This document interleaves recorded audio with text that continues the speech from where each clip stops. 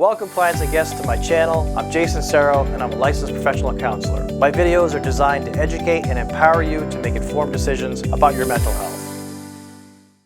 Sometimes we need some real improvements with our basic yet critical aspects of our daily functioning. Here are 3 practical tips for orienting yourself with activities of daily living. We call them ADLs, to improve your depression. ADLs are fundamental skills like eating, bathing, mobility, managing finances and medications, meal preparation, and house maintenance required to independently care for yourself.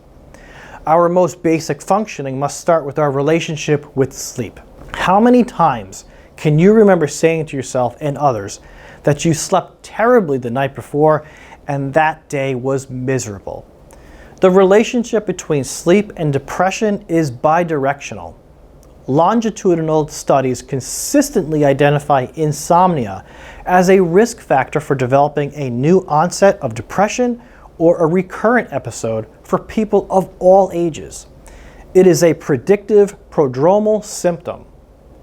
Going to bed and waking up at the same time, keeping the lights in the house off, and it must be cool in the room, allowing your brain to cool the body by about 3 degrees Fahrenheit to gain better restorative sleep.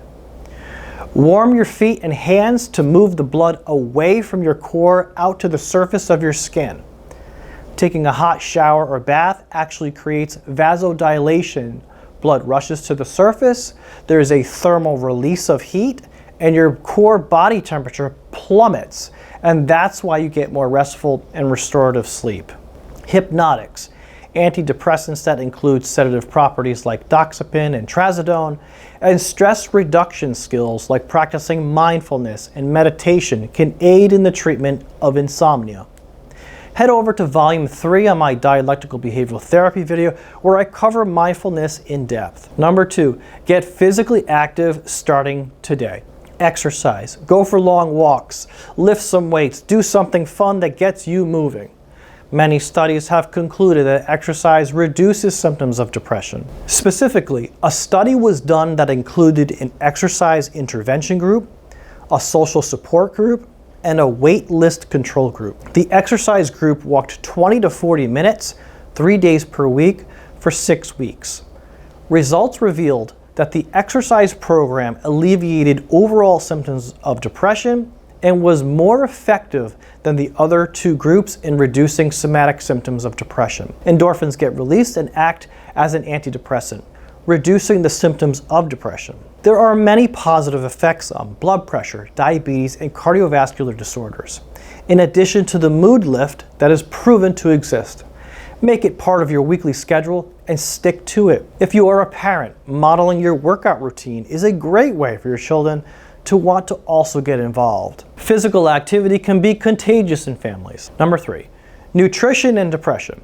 Studies have not consistently shown that poor dietary patterns result in higher risk for depression. However, literature research from 21 studies in 10 countries do suggest that a dietary pattern that includes high consumption of fruit, vegetable, whole grain, fish, olive oil, low-fat dairy, antioxidants, and low amounts of animal foods are associated with a decreased risk of depression. Conversely, high consumption of red or processed meat, refined grains, sugar, high-fat dairy products, butter, potatoes, high-fat gravy, and low intakes of fruit and vegetables are associated with an increased risk of depression.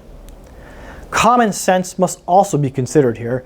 I'm sure many of us can relate to feeling gross and regretful as we hold our stomachs in agony after having a meal loaded with sugar and fat. While that's certainly not depression, it can create some negative self-talk, physical discomfort, and negatively affect our day for sure.